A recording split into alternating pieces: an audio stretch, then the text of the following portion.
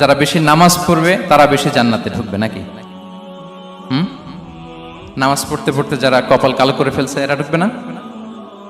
যারা হজ করতে করতে বড় হাজী সাহেব হয়েছে, জিকির করতে করতে হাতে 3-4টা তাসবিহ রেখেছে, তাদের কথা বলা হয়েছে? এগুলো নিঃসন্দেহে অনেক বড় আমল, কিন্তু সবচাইতে বেশি জান্নাতে প্রবেশ করাবে যে আমল, বিষ্ণু বললেন, এক হচ্ছে আল্লাহর ভয়, আরেক হচ্ছে সর্বোত্তম আচরণ। প্রিয় ভাইরা, ইসলামের মেজাজটাকে চিনে নেন, ইসলামের এসেন্সটাকে বুঝে নেন। আমরা ভালো আচরণকে গুরুত্ব দিতে চাই না।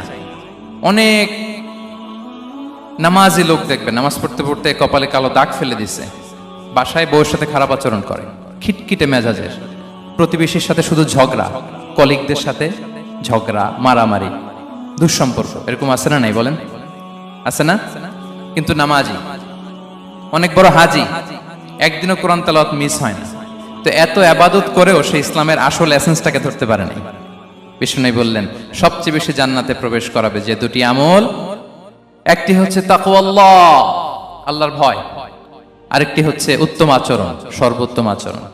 তো আমরা যেন উত্তম আচরণের অধিকারী হই, আমার স্ত্রীর সাথে যেন ভালো আচরণ করি, প্রতিবেশীর সাথে যেন ভালো আচরণ করি, ছেলে মেয়েদের সাথে যেন আমাদের অ্যাটিটিউডটা ভালো থাকে, আচরণটা ভালো থাকে, কলিগের সাথে যেন ভালো থাকে।